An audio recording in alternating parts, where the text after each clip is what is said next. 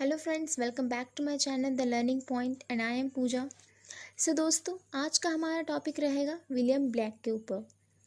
William Blake first generation romantic poem the Blake और Wordsworth they all belongs to first generation of romantic poetry. In fact William Blake को हम forerunner of romantic poetry के नाम से भी जाना जाता है। ऐसा क्यों? क्योंकि वो वर्ड्सवर्थ सबसे ज़्यादा सीनियर थे and he called forerunner of romantic poet. Okay, so इनका जो लाइफ टाइम था वो रहा 1757 से लेकर 1827 तक। दैट मीन्स 69 ईयर्स का इनका लाइफ टाइम था। He was poet, painter and print maker. वो पोएट के साथ साथ पेंटर और प्रिंट मेकर भी थे। ये सब इनका प्रोफेशन था। जबकि as a poet he was unrecognised. As a poet वो कभी भी रिकॉग्नाइज नहीं थे during his whole life time. जब तक वो रहे तब तक वो कभी भी एज अ पोएट रिकॉग्नाइज नहीं रहे। उनका लाइफ टाइम में एज अ पोएट कोई पहचान ही नहीं थी। इनफैक्ट इनके जितने कंटेम्प्रेरीज थे इनको मैड और इंसान कहते थे। ऐसा क्यों? क्योंकि ऐसा कहा जाता था कि उनका थोड़ा सा बिहेवियर अजीब था। And after his death of black, जब ब्लैक का डेथ हो जाता है, डेथ के भी काफ़ी सालों बाद इनको रिकॉग्नाइजेशन मिली एज ए पोएट के तौर पे, ठीक है। And in 2002 Blake was placed at number 38 in BBC poll at 100 greats Britons. अब देखिए, ब्लैक विजनरी पोएट के नाम से भी जाने जाते थे। अगर पूछा जाए कि विजनरी पोएट कौन है तो हम इसमें ब्लैक का भी नाम लिया जाता है। विजनरी पोएट वो होते हैं जो अपने आइडियाज़ को एक्सप्रेस करता है in words as well as images.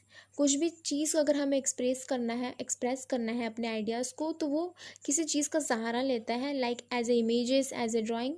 सो वो अपनी पोइट्री तो लिखते थे, बट साथ ही साथ उस पोइट्री को एक्सप्रेस करने के लिए वो इमेजेस को भी ड्रॉ करते थे।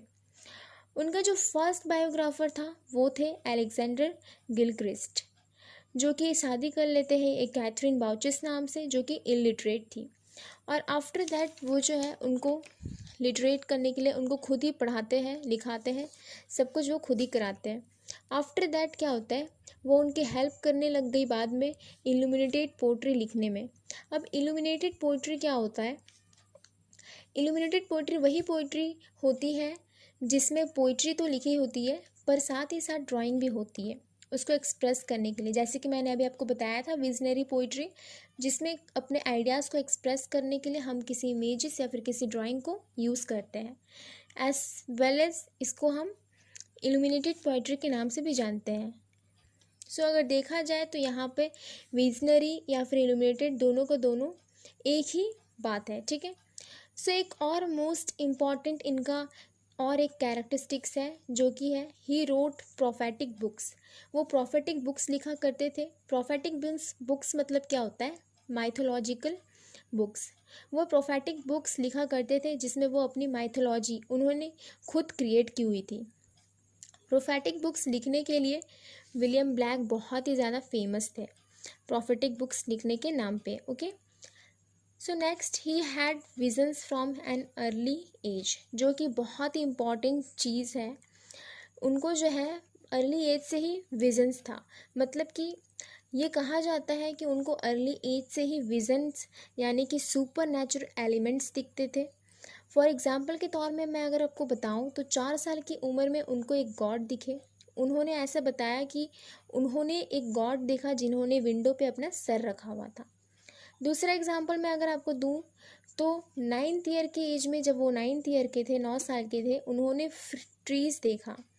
जब उसके ब्रदर की डेथ हो गई थी, उन्होंने उनकी ब्रदर की स्पिरिट देखी जो कि उसको टीच करते थे डिफरेंट मेथड्स ऑफ प्रिंटिंग करने में, और वही मेथड इन्होंने सॉन्ग ऑफ इनोसेंस में यूज़ किया था, ठीक है। After that he believed in free love. वो फ्री लव में बिलीव करते थे। साथ ही साथ मैरी और जो विलियम्स थे, उनके जो फादर थे, वो दोनों भी उस फ्री लव को बिलीव करते थे, और साथ ही साथ विलियम ब्लैक भी उन पे बिलीव करते थे फ्री लव पे। सो अब इनके कुछ हम वर्क्स देख लेते हैं, उनके क्या क्या वर्क्स हैं। तो सबसे पहला वर्क जो विलियम ब्लैक का था वो था पोइटिकल स्केचेस, जो कि उन्होंने 1783 में पब्लिश करा। इसमें 19 लिरिक्स पोएम थी। दूसरा नंबर में देखें तो एडवर्ड किंग द थर्ड, दूसरा जो था एडवर्ड किंग द थर्ड था उनका वर्क, जिन्होंने उन पर वर्क किया। तीसरा, उन्होंने बहुत सारी कई सारी प्रोलॉग है उनका, जैसे कि एडवर्ड फोर्थ और किंग जॉन है। कई सारी उन्होंने प्रोलॉग पे भी उन्होंने कई सारे काम किए। उन्होंने प्रोलॉग पे भी वर्क किया है, जैसे कि बैलेड, प्रोलॉग पे भी काम किया है और बैलेड है। और 3 प्रोज ऑफ पोएम्स है। तो 3 प्रोज ऑफ पोएम है यहाँ पर। जैसे कि मैं आपको पहले बता दूँ तो पहला जो पोएम है, प्रोज है, उसका नाम है द काउच ऑफ डेथ। ये जो है 3 प्रोज में से पहला प्रोज है। दूसरा था कंटेम्पलेशन और तीसरा था सैमसॉन। तो ये तीनों के तीनों जो है 3 प्रोज ऑफ पोएम्स है जिसमें कि उन्होंने वर्क किया था। ठीक है, दूसरा वर्क हम देख लेते हैं। इनका जो नेक्स्ट वर्क है ये था ऑल रिलीजन आर वन, जो कि इन 1788 में उन्होंने वर्क किया था उसके ऊपर। और दूसरा था there is no national religion, जो कि उसमें भी उन्होंने 1788 पे ही वर्क किया था। किस पे? There is no national religion पे। ओके, सो इन पे इन्होंने वर्क लिखा था। अब हम आते हैं द मोस्ट इम्पॉर्टेंट वर्क, जो कि था songs of innocence and songs of experience.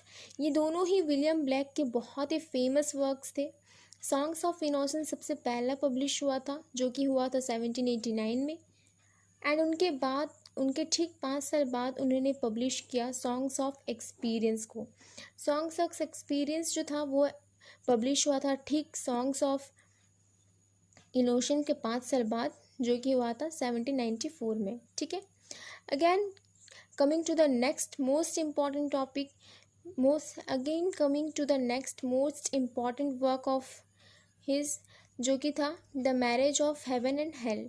ये 27 पेजेस का था जिन पे उन्होंने वर्क किया था। ये बहुत ही ज़्यादा इम्पॉर्टेंट वर्क था इनका। सो फ्रेंड्स, ये सारे थे उनके कुछ इम्पॉर्टेंट वर्क्स इन्होंने काफ़ी सारी चीज़ों में किया है, लेकिन मैंने अभी फ़िलहाल सबसे इम्पॉर्टेंट वर्क्स को ही यहाँ पर आप लोगों के सामने रखा है।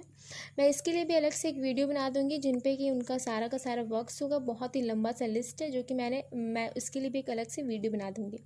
सो फ्रेंड्स, आज हम लोगों ने देखा विलियम्स ब्लैक्स के पूरे बायोग्राफी के बारे में हमने देखा, उसके पूरे कैरेक्टरिस्टिक्स और उनके सारे के सारे इंपॉर्टेंट वर्क्स के बारे में देखा। सो इससे रिलेटेड अगर आपको कोई भी क्वेरीज एंड डाउट हो तो आप कमेंट बॉक्स में मुझे कमेंट कर सकते हो। सो आज के लिए बस इतना ही। अगर वीडियो यूजफुल लगा so please like the video, share it and subscribe it and press the bell icon to get every notifications. Thanks for watching.